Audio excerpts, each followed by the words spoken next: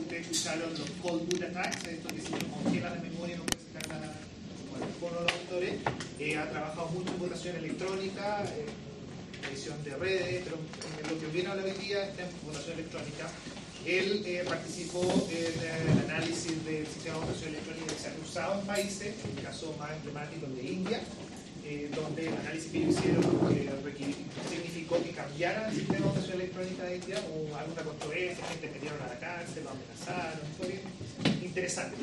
Y también estuvo metido en Estonia, en un sistema que estuvieron probando en Washington DC y recientemente en Australia. Así que afortunadamente no tenemos nosotros votación electrónica, sino Alex la habría destrozado probablemente. Pero él viene a hablarnos aquí de lo que ha aprendido, de la experiencia y lo que se puede sacar. Okay, así que responde Alex. Thank you. All right, thank you very much, Alejandro, and thank you everyone for being here. This is my first visit to Chile, my second day in the country, and it's just been wonderful so far, and I'm really grateful for the invitation. I'm going to be giving 2 talks this week. This is going to be the fun talk, and tomorrow is going to be the technical talk. So this is the one. I'm looking forward to both of them, but this is the one in which I get to not only tell you about some of the technology that's involved in elections around the world, but share some really fun stories as well. So electronic voting is a rather thorny subject in the computer security world. If you don't work in security, you might not realize that we've been working on the question of e-voting for almost 30 years. And it's still one of the major open questions in security, whether we can build systems that can count electronic votes securely. But what I want to do in this talk is both give you a sense of what the problem looks like and why it's so hard from a maybe first principles basis, but then actually show you what people are doing around the world, especially in systems that have just tried to dive in head first into this problem and solve it as best we can. Show you some of the things that have gone wrong. Because I know in Chile you do not vote electronically. You vote on paper, the so-called old-fashioned way. Well, sometimes the old-fashioned way has a lot going for it. And we'll see why in this talk. I'd like to mention just first off, because this is based on a number of different pieces of work, I'm not going to have time in line to credit all of my co-authors who deserve so much of the credit for all of this, but I'd like to especially thank my students who were involved in some of this work, Scott Waldschok, Drew Springle, Eric Wustrow, Zakir Darumarich, and Travis McGill. All right, so let's think about voting as a security problem. Right? It turns out that voting is very amenable to presentation in the terms, in the mindset of computer security, because it's all about this kind of adversarial game between the citizenry of a country that presumably wants a fair democratic outcome and many different kinds of potential adversaries who would want to try to cheat. Elections are enormously high-stakes activities, especially when conducted at a national scale. We were talking just yesterday about this great exercise that Alejandro gives to his undergrads about asking, well, how much money is at stake in the outcome of a presidential election in this country? If you flip it one way or another, how much money could someone potentially have to gain? And with those enormous sums on the line, we have to think very hard about the security mechanisms that are in place to assure the correct outcome.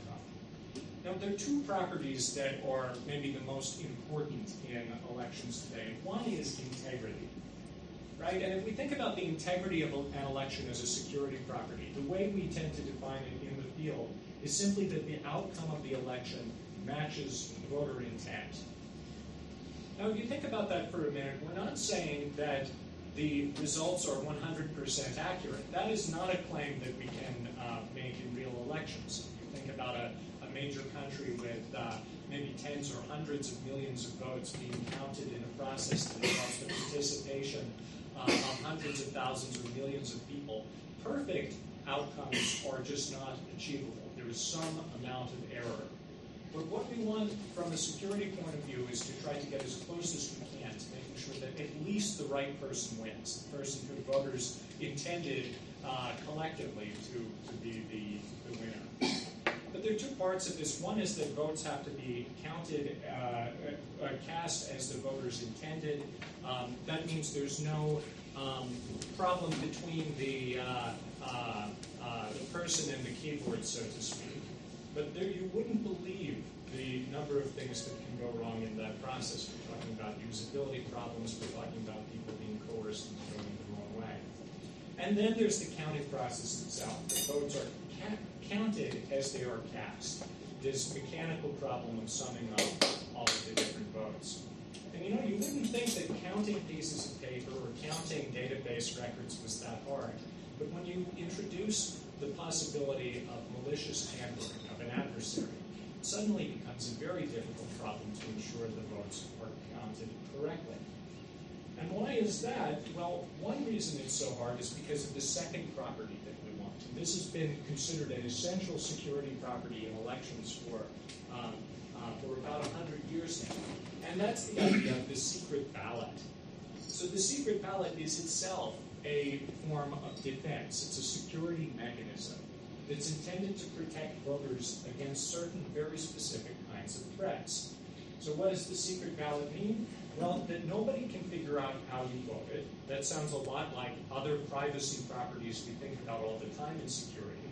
But the secret ballot has a second part to the definition. No one can figure out how you voted, even if you want to prove to them how you voted. So why is that so important? Therein lies both the core of the defense and the difficulty of the property. Right? We need to ensure that someone can't find out how you voted, even with your cooperation, because the secret ballot is a defense against voter coercion and vote selling. So the idea is if someone is threatening you that if you don't vote the way they want, something bad is going to happen to you. Imagine that this is say, an abusive spouse, or a boss or a supervisor, or peer pressure from your social group. Right? Whatever that bad thing is, could give you a powerful incentive to reveal how you voted. So we have to assume that the voter is trying to cooperate with the coercer and make it so that they can't. Or in the vote selling problem, right? If someone wants to pay you some amount of money for your vote, if you can't prove to them that you actually did what they paid you to do, then the value of your vote is going to be much less. You could, of course, always double-cross the person and take their money and vote a different way. So the secret ballot is a very, very critical security property, and it was introduced with exactly these threats in mind. But observe that integrity, as we've just defined it, and ballot secrecy, as you've just seen, are in tension. Right? There are lots of, I can give you a very easy way that we can make an electronic voting system that's going to give us high integrity. Right? What we can do is just record how everyone voted, and the next day in the newspaper we can take out several full pages where we'll list everyone's name, their address, and how they voted. Okay, so this does provide strong integrity because anyone can verify that their vote was correctly recorded. You can make sure your dead neighbor across the street is not listed there, and you can add up the number of votes for each candidate and make sure they match the totals. This gives us a very good, verifiable voting system with one problem. And that problem is that there's no ballot secrecy whatsoever. So all the coercion and vote selling problems that have historically been such a threat to the democratic process are now fully enabled. So we can solve one half of the problem, but that doesn't solve the other half of the problem.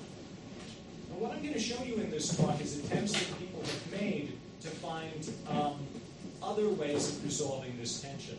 But usually, if someone is presenting you with an electronic voting system, either it's not going to give you a very strong guarantee of integrity, or it's not going to be protecting ballot secrecy very well. We haven't found, other than some cryptographic systems that are really still firmly in research territory, modes of approaching this problem that don't sacrifice one or the other of these, or anything that does a substantially better job of achieving both than voting on paper. So let me give you some stories about this. Let's start in my country, because we haven't done a very good job of navigating these waters. So this is an electronic voting machine that was once very widely used in the U.S. It's called the Diebold AccuVote 3S. And these were introduced about 15 years ago because in the year 2000, you may remember, we had a somewhat messy election, Bush versus Gore, where because of problems counting some old-fashioned punch card ballots in Florida, we didn't know who won the presidential election for more than a month, and the outcome was actually decided by the Supreme Court rather than by the voters. So after that very messy election, which was a huge embarrassment for the United States, Congress gave the states something like $2 billion to buy new election equipment. And this was in the early 2000s, so what were they going to do? They went on the market and looked for the latest technology, and it was machines like this, touchscreen computers, where voters could just interact with the machine to record their votes. Unfortunately, the companies that made these machines were quite secretive about how they worked. They assured their customers, the state governments, that everything was great, these provided fantastic security, nothing could possibly go wrong. But of course, in security, there's a lot of snake oil, we call it, right? False claims, exaggerations. And if someone says security is perfect, well, you know they're lying. And the computer security research community was very skeptical of these machines because, well, they stored every copy of the vote in various kinds of memory inside this computer, and we know that computers have many different ways they can be compromised by malicious software and so on. So even from first principles, the technology raises the possibility of electronic fraud or of just undetectable error. So the problem was that no one could get their hands on one of these machines to study. That finally changed in 2005 when a whistleblower approached my research group with the offer of one of these machines to inspect. There had been previous work looking at a leaked copy of the source code to the machines, actually. So the Diebold company, with their perfect security, accidentally put a tarball of their subversion repository onto their company's anonymous FTP site, and someone downloaded it. So that was our first hint that there were some structural problems in the way the software was built. And yet, the company just said, well, this isn't the real software that was used in real elections. The actual software is so much stronger. The hardware itself detects it, and so on and so forth. But then in 2005, this whistleblower approached my research group when I was in grad school and said, here, we have a machine. We want you to do a study. This was a real machine that was in use in real elections. Now, there's some great stories about this, and it's so almost James Bond. I can't make this up, though. So I, as a grad student, was the one charged with going to pick up the machine from the anonymous source. And so I drove up from New Jersey to New York City and double parked outside this hotel just off of Times Square. Then I was instructed to go into the alleyway behind the hotel, where a man in a trench coat gave me a black leather case containing the voting machine. And then because the company had been threatening researchers who had studied the source code with lawsuits and so forth, making everyone very, very scared, we decided to do the work in secrecy and only report what we had found when it was done. So Ari Feldman, the other grad student, and I spent a long summer working in an unmarked room in the basement of our building. We didn't let any of our colleagues know what was going on. And we reverse engineered the machine and its software and did a security review. And I don't know what the big secret is. It's actually a pretty simple system. It's a lot like a PC, or maybe more accurately, like maybe an iPad or an Android device. There's a CPU, a system on a chip, some flash memory, and a memory card slot. So very, very simple.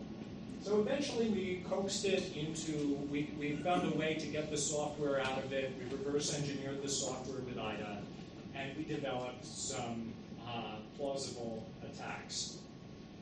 So the software architecture of the machine is, when you finally diagram it, is actually really simple. It's running a Windows CE kernel, and on top of that, there's just an app that runs the election interface. That's what voters are interacting with.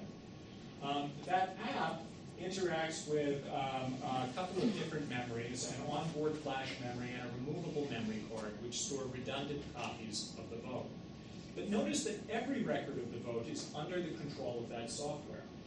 So what we demonstrated in the laboratory is that we could create another application that would run alongside the real voting app and manipulate those same memories in order to change votes as they were cast. This is an electronic ballot box stuffing attack. And in fact, our version had a very nice user interface on the touch screen where you could pick who would win and by how much. So every copy of the vote would be just invisibly and in the background manipulated vote by vote, and at the end of the election, the software would remove itself. So this is the election that we would run in demonstrations of this. George Washington, the father of the country, versus Benedict Arnold, who's thought in the U.S. to be the famous traitor of the American Revolution. So of course everyone votes for George. But no matter how many people do, if it's running on our machine, which we've tampered with, Benedict Arnold wins, because the software is invisibly manipulating the vote. So that's one problem we found. But something even more remarkable than that votes can be tampered with is that the architecture of this machine allows vote-stealing code like ours to spread virally from system to system. So one problem with the machine specifically was that there was a certain software update mechanism that was completely unauthenticated. And in this case, we manipulated that mechanism. It just let you put a file with a certain name onto that memory card. And when the machine turned on, it would, without any prompting, just replace all of its software with whatever was in that file. This was in use in actual elections. So we used that mechanism and later demonstrated other ways to do this, to show that we could infect a single machine, and in the course of normal post-election and pre-election procedures, our viral vote-stealing code could spread to all the machines in an entire state. Right? And given how close presidential elections have been in recent years, this might be enough, depending on the state, to change the outcome of a national election. All right, so the question is, was this just one machine, one company that did a bad job, or is there something, is there a deeper problem? Is this something that affects just the way voting machines are produced? And we got a chance to address that problem in 2007 when Deborah Bowen, the woman in the middle here, who was the Secretary of State of California, commissioned a review of all of the electronic voting technology used in California. This is the first time that a U.S. state had done this. She used the authority and purchasing power of the state to compel the manufacturers to turn over their source code to a group of academics that the state had assembled from around the country. So we reviewed e-voting technologies from 3 major vendors that were selling to different states. And you should know that in the U.S., each state and sometimes divisions within a state pick their own election technology. So there's no national unified standard. But in each of these cases, all 3 companies' e-voting systems turned out to have serious problems that would either allow malicious code to spread virally and to both allow malicious code to spread virally and steal votes, and to violate the secret ballot and let election officials find out how every person voted. So one of the things that unified all of these systems, though, was the complexity of the system. You might think that counting votes is a simple task, but each of these election systems, when you counted both the code on the machine and the management software that election officials used, had a code base of on the order of 1 million lines of code on top of whatever operating system and stock commercial off-the-shelf software was involved. So when you think about that, a system with 1 million lines of code, that level of complexity, if the software were completely secure, it would probably be the first software of that complexity ever to be released. So we knew going into this that there would be problems. But the kinds of problems we found, the things that lead directly to vote stealing and to vote tampering, were quite shocking to California and a wake-up call to the rest of the country. As a result of this, California banned touchscreen voting machines of this type completely. They went to a system where voters would mark their votes on paper, and then they'd be scanned into a computer, which would count the votes at the polling station, and the paper records would be saved to allow the computer records to be altered. The majority of other U.S. states now, in the years since the study, have adopted similar rules and now require a paper record of every vote. So that's the story in the U.S., but it's not just a question of these anecdotes from my country. Let me give you some other examples. In Europe, in the Netherlands, the national elections were conducted on e-voting machines that looked like this. They were an older generation of machines, not a touch screen, but a big panel of switches attached to a microcontroller. In that case, this man, a friend of mine, Ron Holmbright, led a team that demonstrated that the so-called NADAP machines could, within the span of a minute, be tampered with, have their firmware replaced, and be made into machines to play chess. Not to be outdone, some friends of mine and I back in the U.S. Got a hold of one of these machines, which are still used in several states. Since we didn't think there was any more science to be done by tampering with it, instead we decided to reprogram it into a Pac-Man machine. All right, and there have been several other studies along those lines in the U.S. and Europe. But most of the world's democracies don't look so much like the U.S. and Europe, and they look more like, say, Brazil or India, right? They have other kinds of technology and other kinds of constraints. So I was extremely privileged to be part of a study in India in 2010 that was the first independent security review of the technology they use nationally. So India is the world's largest democracy, of course, and in a typical election, they count approximately 500 million votes using almost 1 million machines that look like this.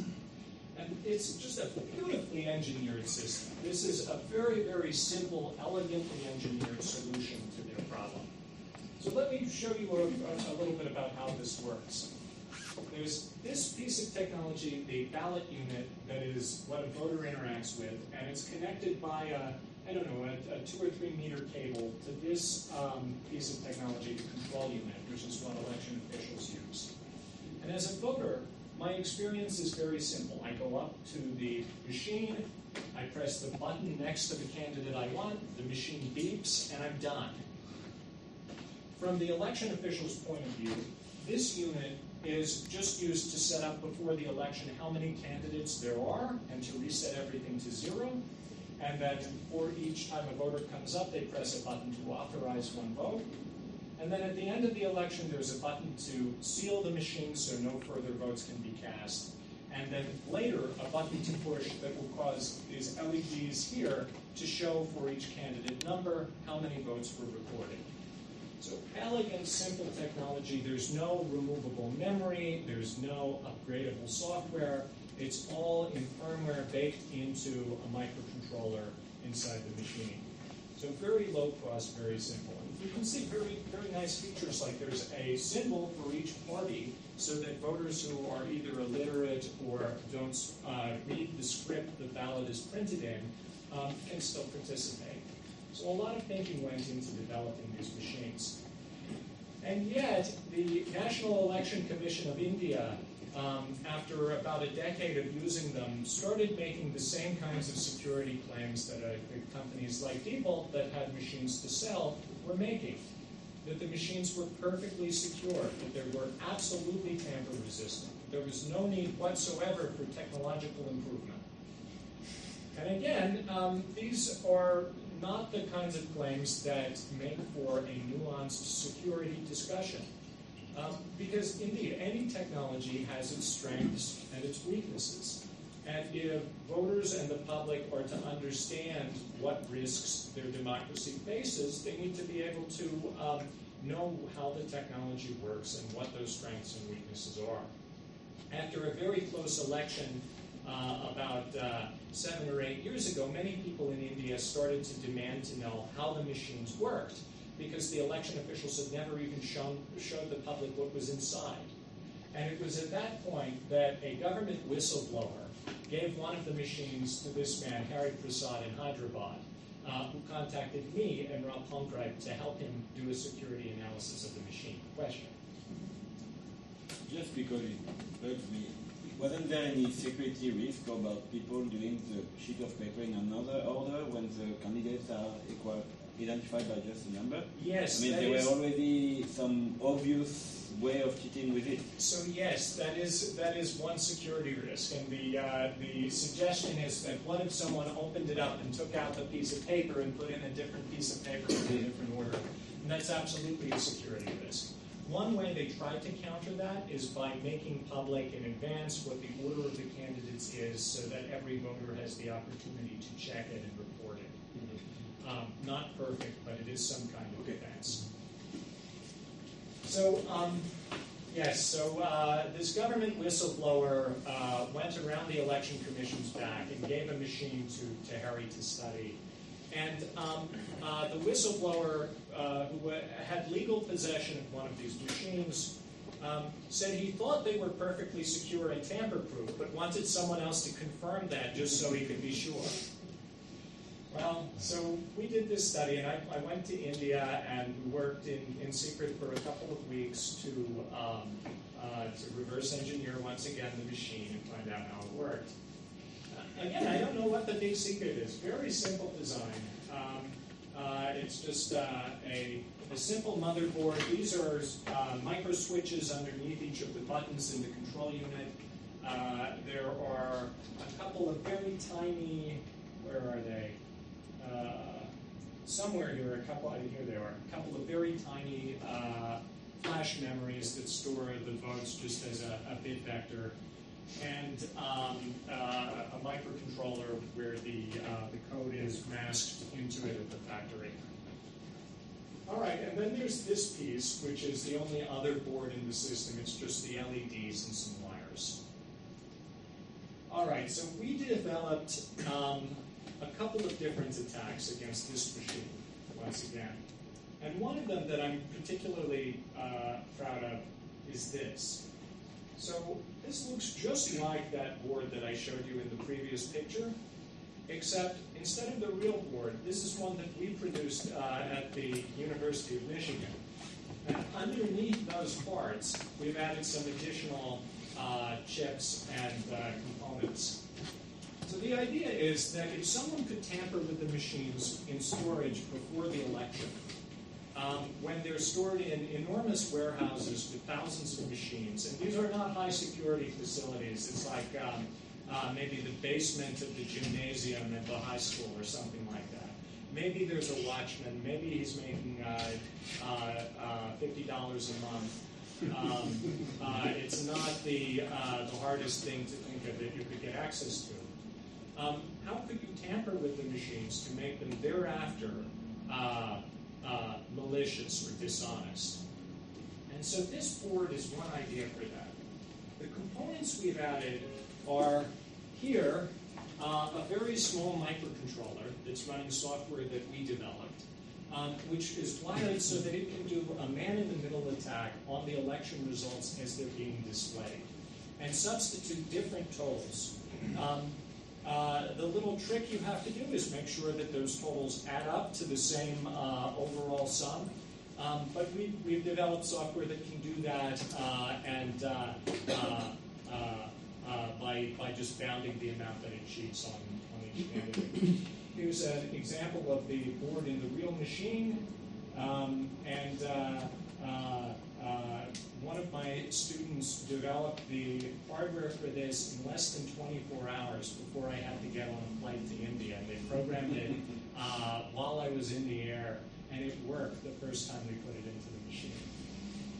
But there's one more thing you have to do. Of course, you have to tell the dishonest voting machine which candidate you want to win.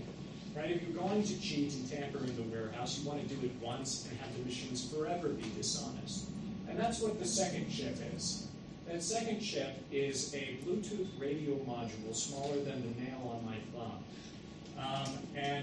It will receive a signal from an Android app we've developed that you can use during the counting session or even during polling to program the machine to which dishonest candidate should win. So this is one example of how the simple electronics of the Indian voting machine actually makes it more amenable to simple attacks. So it's not just software complexity that is the source of problems in the security of voting. Yes? Can you give an estimate for how long it takes to swap one board for the other? Well, so the plastic case of the machine is just snap fit, and in between elections it is not sealed. It takes potentially less than a minute per machine, and you get as many hired goons, that's the technical term in India, goons, it is, as you need to do this in parallel. The cost for the board is probably less than $20 in quantity. Yeah? I would say the cost of the board is the real argument, because if the boxes are free, you could, if it just for a higher price, you could replace the box with one with a similar look. So we thought about that too, and the harder part of that is actually producing the plastic case. Right, the board we can do very easily, but doing a very good job with the plastic cases, many people who try to do who are in the maker community will tell you is actually the bigger challenge these days. All right, now we developed another attack too, and this one I particularly like the delivery mechanism. So once again, these are machines that store every copy of the vote in an electronic memory. And they were so simple in this case that they don't even do any kind of encryption, any cryptographic protection. So we developed a second device that you could use between the time votes are cast and when they're counted, either by taking over a polling place. This is very common in India that people will take over a polling place, some men with guns come take over the polling place, send everyone home, and proceed to stuff the ballot boxes. That's, in fact, a large part of the reason why they introduced the electronic machines in the first place, was to combat that kind of fraud. Well, we show that the same kind of fraud is still possible. Because those two chips that store the memory, imagine that, you snap open a machine to get at those chips. We built a device here, we call it Clippy, that clips onto the memory chips inside the machine, with the machine powered on and everything, and will shift 10% of the vote to whichever candidate number you choose on this die. So you clip it onto the chip, the little orange fizzy light lights up for about 2 seconds, then the green done light lights up, and you're done. You move on to the other chip, and then on to the next machine. So Clippy, once again, has a bill of materials less than $20, can be used by any uneducated goon, and there are probably at least 1 million people in India with the requisite electronics experience to develop an attack like this. So we concluded that India's electronic voting machines also were insecure. The story about what happened next is actually a very long and complicated one that involves Harry being arrested and jailed for a month by police demanding to know the identity of the whistleblower. It then involves later the government of India declaring that we were probably right and the Electoral Commission had to work with us to fix the problems. Ended in the Supreme Court of India with a ruling that says Indian voters are entitled to a paper record of all their votes. So the Election Commission right now is testing new machines that add a paper record that gets put in a ballot box, similar to the way we do it in the U.S. As a result of all of this. But that wasn't before I returned to India to actually lecture on e-voting security, and when they tried to deport me on arrival.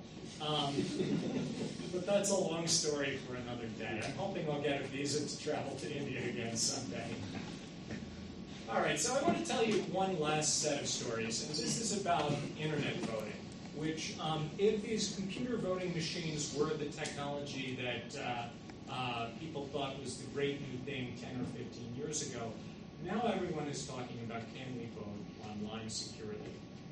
And, you know, it would be so great, wouldn't it, if we could vote online? It would be convenient, do it from our phones, and you wouldn't have to go to a polling place, and for absentee voters or voters who are out of the country, it would be an extreme boon. But can we do it securely? And thinking about it, right, if a machine in a polling place presents some vulnerable aspects from a security standpoint, once you start talking about voting online, you magnify those threats enormously. Well, you really have two sets of problems. One, your server that is collecting the votes has to be online and open to the world. Otherwise, voters can't get to it. So you have a potential place where your system can be attacked if it has any vulnerabilities from anywhere in the world. It has to be online. The second set of issues has to do with the voter's device, their phone or their computer, which they're using to participate in the election. And unlike in a polling place e-voting setting, now you don't have a professionally managed device. You have a device that is just someone's laptop or someone's cell phone.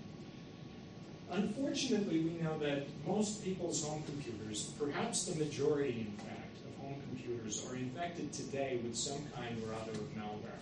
The security of home computers is extremely poor. But not only that, when you think about someone's home computer and the sort of problems everyday people face, you have to think about phishing attacks where someone tries to steal your password. You have to think about other kinds of imposter websites where someone just tells you to go vote at this site, which isn't the real government site. You have to worry about things like botnets, right? The modern evolution of malicious software, where instead of just one computer infected with something, you might have hundreds of thousands or millions of computers around the world that are all under the remote control of the same criminal. And that's reality today. Massive botnets are a threat. And if you want to, let's say I wanted to put vote-stealing software on many thousands of computers in Chile, right? I could go around infecting them myself. But it would be much easier if I just go to someone on the black market who already has a many million computer botnet. Because today you can just go to shady black market sites and rent time on other people's botnets. You can specify what country and you pay by the machine. So I don't even have to form my own collection of compromised computers in order to try to get vote-stealing malware onto people's phones. Coercion, of course, is another problem with e-voting, with voting over the internet. Because now you don't have the protections of the polling place.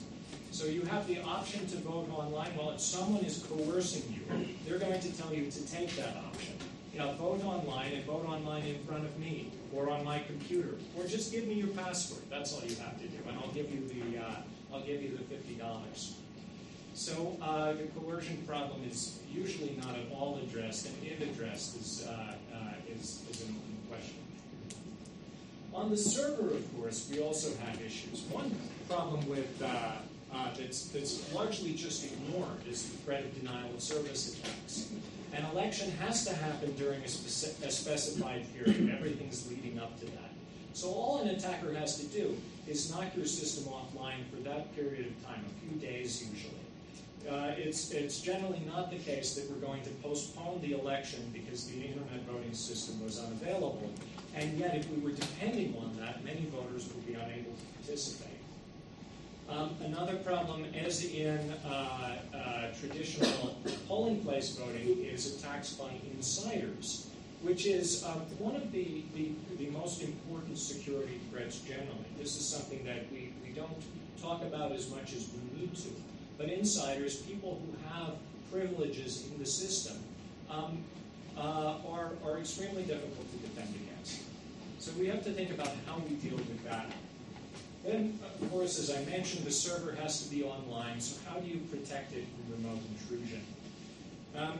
And remote intrusion has been getting worse and worse in the last 5 years or so, as threats that were once something of science fiction or speculation.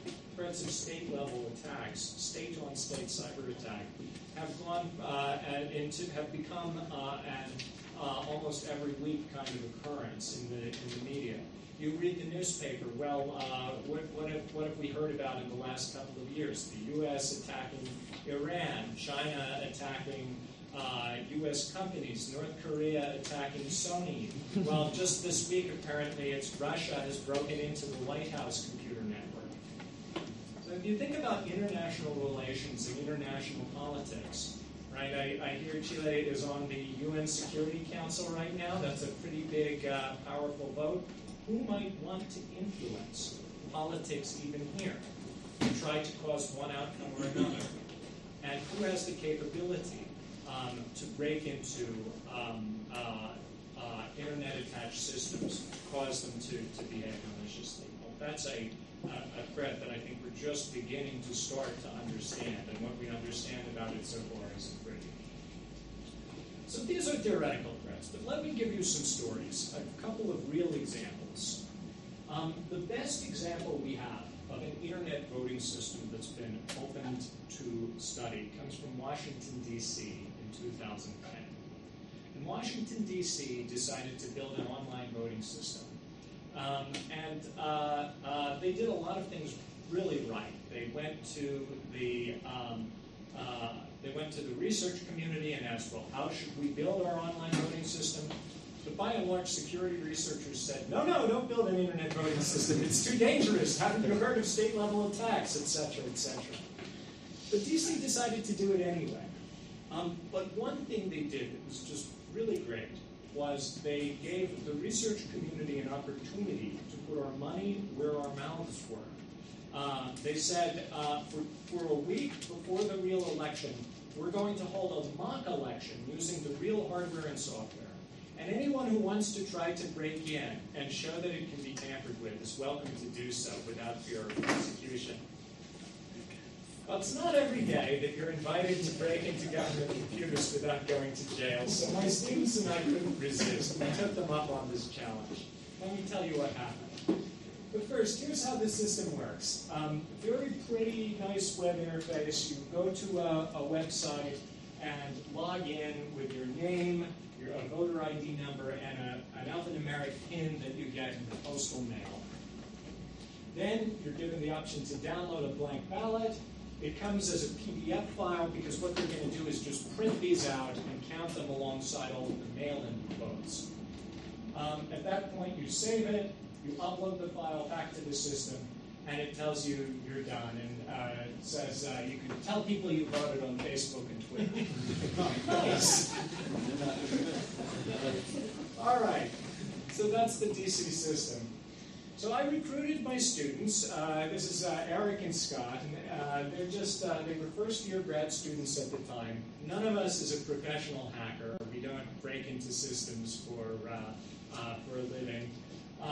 But we decided to pretend and play that role for purposes of the DC trial. The first thing we did was we reviewed the source code to the system, which in this case they made it open source. That was a great thing because it allowed for public inspection, and if your system is closed source, a real sophisticated criminal is probably just going to break into your developers' computers and steal the code. But in this case, they did make the source code public, so that gave us one logical place to start with the analysis. And what we did, like a real attacker, was we started looking at the attack surface of the software, the places where data from an external source might be able to touch different parts of the system. The software was written in Ruby on Rails, a nice modern high-level language. None of us had ever seen any, done any Ruby programming before, but we figured it out pretty quickly. After a few hours one night going through the code, this line here in yellow caught my eye.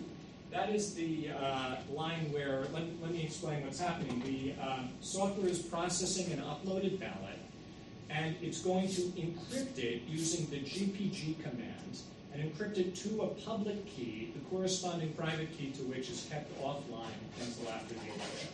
This is just in case someone is intruding in the machine and looking at the uploaded ballots. We want them to be encrypted until it's time to count them. Okay, so this encryption happens on the server. So what I noticed here, and there's just one tiny thing here. Right here, the programmer has used double quotation marks instead of single quotation marks. That was enough to let us break in and change all the votes. All right, so here's the problem. This Ruby library they're using processes uploaded files by saving them just to a temporary file name. However, it leaves the extension intact. That was a recent change to the library before we did this test. And in fact, it leaves the extension intact and completely unsanitized. So if we upload a file with a name like this, it will be used in the command line with GPG that's processing the file. And in fact, because of those double quotation marks instead of single quotation marks, Bash, the shell, when it's processing this command, it's executed through the system function call, so Bash gets a chance to process it, will do subcommand interpolation here and replace this part of the file name with the output of whatever shell command is here inside the parentheses. So if we upload a ballot with that name, the computer will execute with the privileges of the election server process the bash command sleep 5, just pause for 5 seconds. And in fact, that is the command we used first to test it. So if we uploaded a ballot with that name, the system would reject it because it didn't look like a valid PDF file, but not until a 5-second delay longer than it would normally take for it to reject the file. It's at that point that we knew we were executing code of our design on the server. All right, but I'm getting ahead of myself. Let's back up to before any of this attack had taken place. We've discovered this vulnerability. The election is about to begin. The mock election is about to begin. We still decided to play the role of a real attacker and do what we could to try to probe the system, understand what was going on. And one other thing we did was they had given us a certain range of IP addresses where the election servers would run. And so we did things like scanning with Nmap and other tools to try to locate all the devices on there. We found one thing that was a terminal server with default passwords still in place that let us actually sniff the root passwords to all of their routers and gain control of their network infrastructure. We didn't actually end up taking advantage of that path, but that would be another way to completely control the system. We did find on the same network, however, these great security cameras in their server room. Here are the election servers. We could tell if they were swapping in new hardware. Here's someone installing new equipment in preparation for the election. Here's the night watchman. We can't tell by looking whether we've broken into the servers, of course. But what this gave us, playing the role of an attacker, was great insight into the state of mind of the people operating the system. Right? They looked very nonchalant, very calm, and we could conjecture that they were unaware that an attack was going on or that we had been probing the system.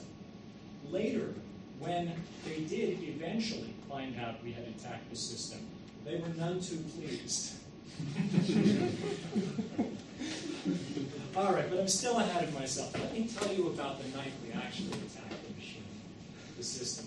So we waited until after 5 p.m. when we could tell from the surveillance footage the system operators normally went home for the night, just in case someone happened to be staring at a console.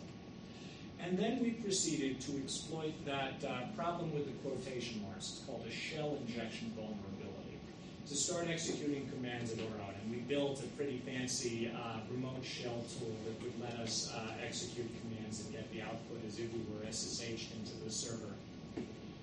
Anyway, what do you think the first thing we did was? Change all the votes? No. Playing the role of a real attacker, the first thing we did was steal as much as we could. Any information about the system that would help us get back in. The database passwords that the web server processes use, the history files, any keys that the system had. We took all we could.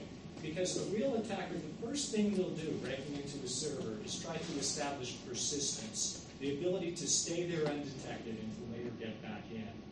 From that point on, the system would never be as secure as it was before we started, because they no longer had this benefit of the obscurity, the security by obscurity they were relying on. The second thing we did was change all the votes. And we replaced all the ballots that had been uploaded to the system so far with ballots that looked like this, that instead of any of the candidates, we wrote in the names of generally evil robots and AI from sci-fi movies. Here you have Skynet for House of Representatives, and down at the bottom, it's cut off, and we have Bender from Futurama for School Board. Anyway, we also rigged the system. We changed the software so that any new votes in the future would be for our evil robots. We added a back door that would communicate to us how people really intended to vote, violating their secret ballot before we changed their vote to our own. Finally, we cleared our tracks, cleaned up the log files, removed traces of this, and we were done. Probably nobody would have noticed anything until they went to count the votes and saw that they were for evil robots. But we had a dilemma at this point. So we could just telephone the election officials and tell them what we had done. But one of the great parts of this exercise was that we could see it was an opportunity to test how well real election officials could detect and respond to an attack like this. So we didn't want to just call them up. On the other hand, the mock election was scheduled to end, I think, the day before the real election was going to begin on the same system. And if they took that long to detect a problem, it would probably be too little time to make a good decision about what to do for the real election. So as a compromise, we left a kind of calling card. So we edited the source code, the HTML, for that thank you page that tells you to tell people you voted on Twitter. We added these lines here. After a delay of a few seconds, this causes the voter's home computer to start playing the University of Michigan football fight song. Nevertheless, it was almost 2 days before the election officials realized anything was wrong. And it was only when someone else who was security testing the system wrote in to them to say, everything looks good to me, but I don't like the music that plays at the end. It's distracting. So Washington, D.C. made a very good decision. They decided, let's provide an online system that will let voters who are voting absentee download a blank ballot that they can print out and mail back. So unlike returning the votes online, this doesn't create a central point of attack where I, in my office at Michigan, can change all the votes. Yes, paper ballots still have security problems. But if we apply technology intelligently, we can do things about those. We can limit those threats. I just want to show you one way that we can do that, which is that,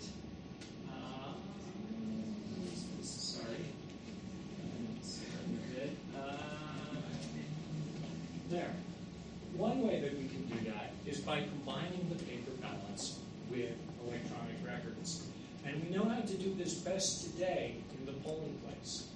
But when you think about it, this kind of system where you have a piece of paper that a voter fills in is very good at capturing voter intent. But computers are very good at things like counting quickly.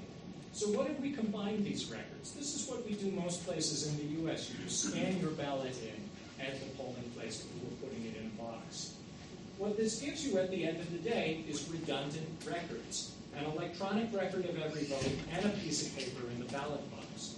If someone wants to cheat now, they have to both do a high-tech tampering attack, which may require only one person, but still not everyone can do that, plus a low-tech tampering attack where they change the paper ballots.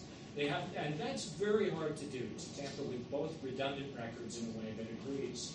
Of course, this redundancy generates greater security if we check these two records to make sure they agree, which is the purpose of what's called a post-election audit.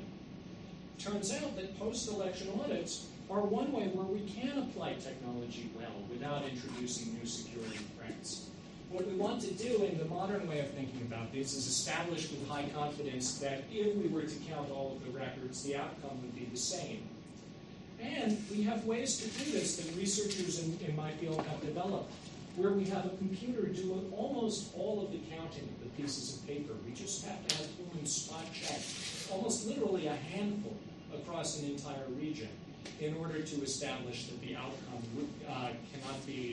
the outcome agrees with high statistical confidence. This is the beauty of the statistics here when you're auditing large numbers of things for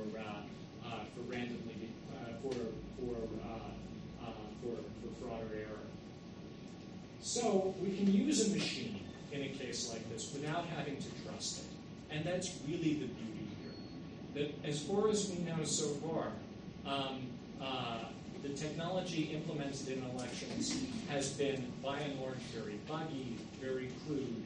But even if it were perfect, there would still be that leap of faith where we have to trust what is going on in a machine that we cannot fundamentally observe and see and check.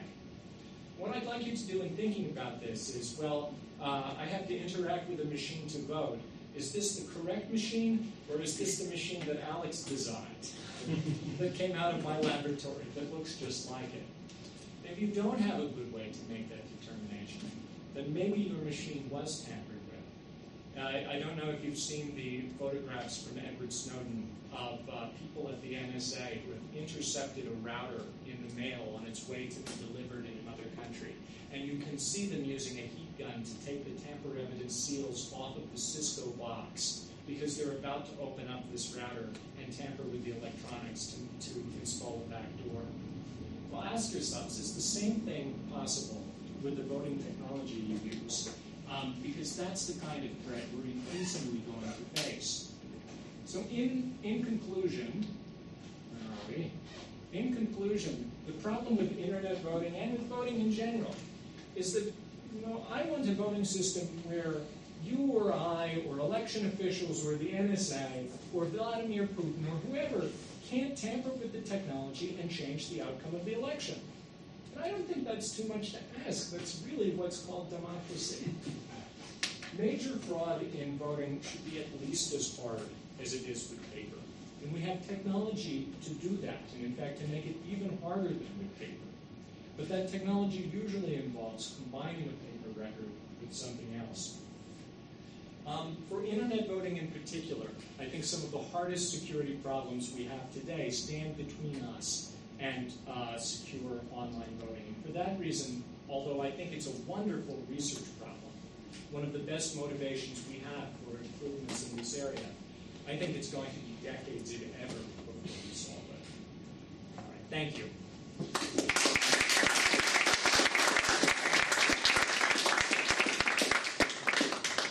Yes. Yeah. Great talk. Thank you. But first of all, I apologize because I'll have to run to a 1 p.m. meeting. I talked too long. It's my fault. I used to think that systems like they have in Brazil or Venezuela were reasonably safe to use for those countries because they do have a paper record and that's reasonably well kept and tamper-proof. Until the recent presidential election in Venezuela where Maduro was declared the winner, and because then the losing candidate, Enrique Capriles, asked for a manual recount of all the votes. And even though the machines, the system was designed for that to be doable, the authorities declared that it was against the Constitution to do such a manual requirement. Wow. And it just didn't happen. Wow. Well, I know in Brazil, they introduced a paper record of each vote, but then got rid of it. So they've gone backwards. They reverted from that. They said they reintroduced paper and didn't see any problems, so we don't need the paper record anymore. So now they have, of course, the last presidential election is being contested, and the Supreme Court has just ordered the election officials to turn over the source code for their voting machines to the political party that is contesting the election. And there's a very good chance that I'm going to go down there and participate in the source code review. So there may be more to come in Brazil. The next time I'm here to talk about this stuff, I may have more from the region. They haven't invited you to Venezuela, have they? Not so far. please put them in touch. Any other questions?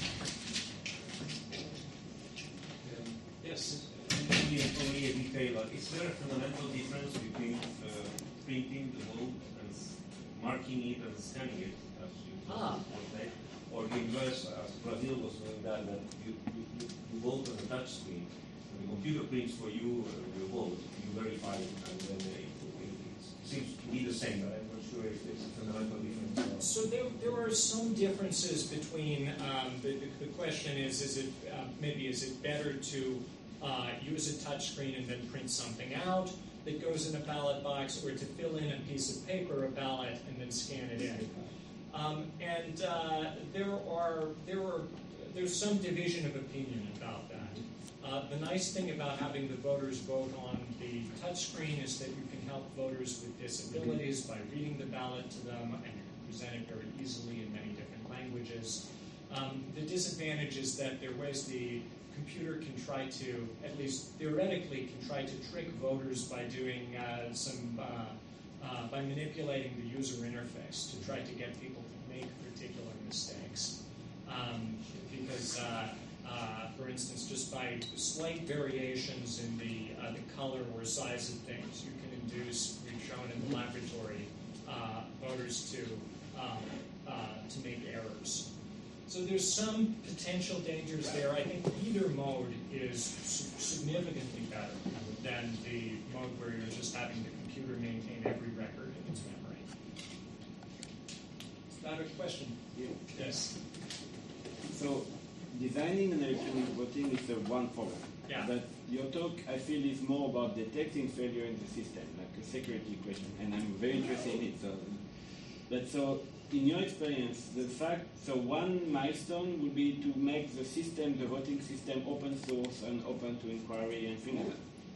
The second step is to have people interested in it and to have incentive to study it. So, in your experience, was there enough incentive when they opened it for 1 week before the election, they made the source open and so on? Do you know how many laboratories worked on it? How much energy they put in it? How many people found the failure? Because when you have a big amount of money involved, a private mafia, to exaggerate the caricature, with more money has more incentive to spend more money on the system and to use the failure. And offering as much money as the mafia could get to research labs is not practical. So is this mechanism of open sourcing the voting mechanism enough to detect failures, in your experience? No, so it's not enough to detect failure, for among other reasons, for exactly the reason you stated, that just because the software is open does not mean that the best people are going to look at it, or that they're going to look at it very hard. In fact, even my group, we had very limited time for things like this, and we had to put off other projects to do that, and I think it was exceptional. I'm not sure that anyone else was seriously looking at the software in the Washington, D.C. case. Still, it's better than nothing. And it's sort of maybe the minimum level of transparency that voters should demand of people who are designing technology for their use. Right? What is so secret about the way you're counting my vote that you can't share the software with the world? But another problem is, how do you know that the software that's been released is the software that's running the system? right? And in Australia very recently, I was just this past month, I looked at another internet voting system that was used for a very large state election.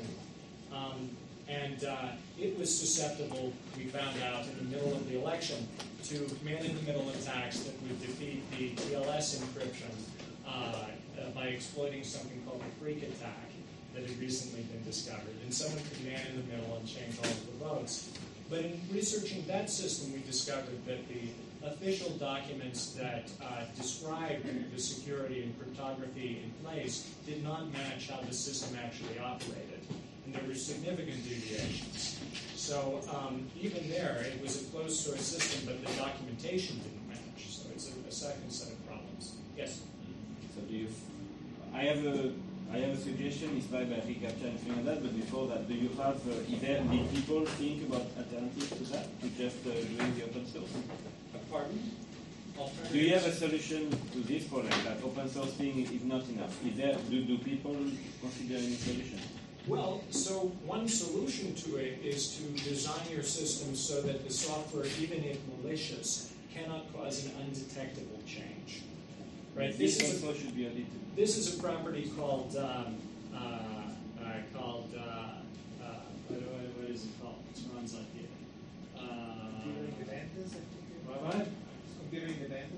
Software independence. Yes, software independence. Sorry, I'm losing my mental place here. I use my safety slides, backup slides.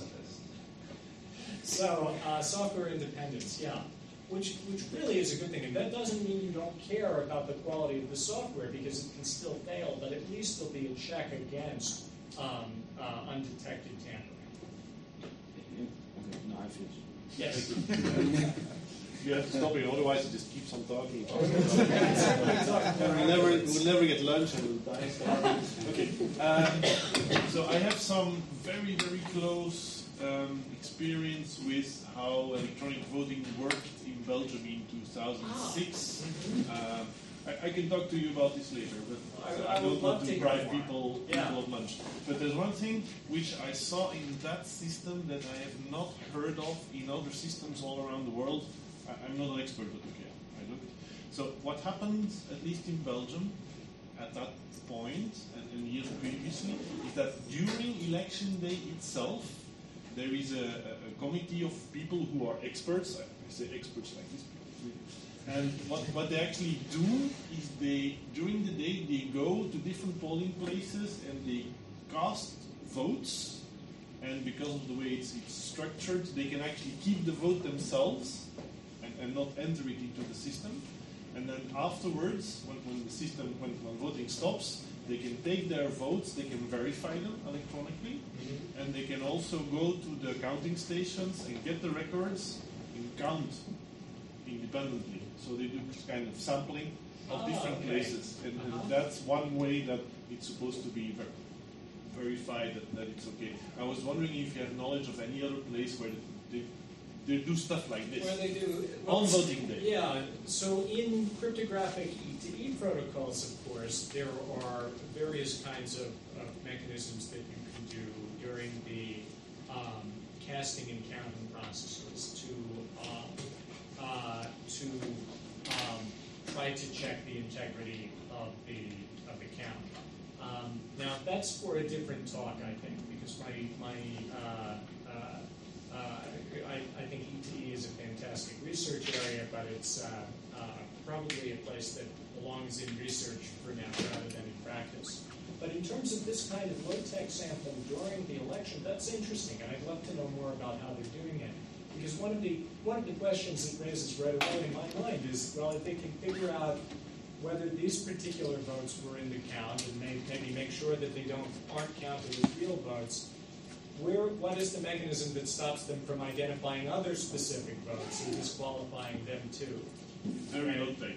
Right? And that's why I like it. Yeah. It's very low tech. But still, there are very appealing things about places where you can use statistical spot checking in the process. But okay, to focus the question, do you know of any other places where stuff like this happens? I don't know of any other place where something quite like you've described happens.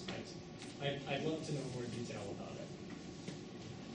Yes. Last question. You know the company Saito? Yes. Have you had They any chance made- to review the system? Well, they made that internet voting system in Australia that we broke last month. That was vulnerable to the Greek attack, and where they had to patch the servers in the middle of the election after 65,000 votes were cast, after Vanessa Teague and I told them that their cryptography was completely broken. The cryptography broke. I mean, not only entered the server, but it broke the. Well, so the cryptography that was protecting the votes on their way in. So the CITL system, in this case, they were using some kind of ETE verification on the way out, but it was fairly easy to sidestep. We can talk more about that offline if you want, but I think it's a good demonstration of exactly why voting online is hard, because it's a rapidly moving security landscape. This is a vulnerability in the core TLS protocol that was announced publicly only a week and a half before the election. Well, what are you going to do? Do you stop everything and retest every part of the system to make sure you didn't overlook any way that this could affect you? Well, for all their security testing and security review before the election, they overlooked this one very major flaw. And what are you going to do? Your system can no longer prove that 65,000 votes, more than enough to change the outcome of the election, were cast correctly, were recorded without interference. So, yeah, CITL is a big multinational company that has an enormous amount of venture capital money is my understanding, to sell e-voting systems around the world. They're quite well funded, I understand. I wouldn't believe their claims any more than the claims of Diebold or the Indian government or anyone else who's going around selling e-voting systems to you. Right? You have to take those kinds of claims with a significant grain of salt. Okay, let's thank the speaker.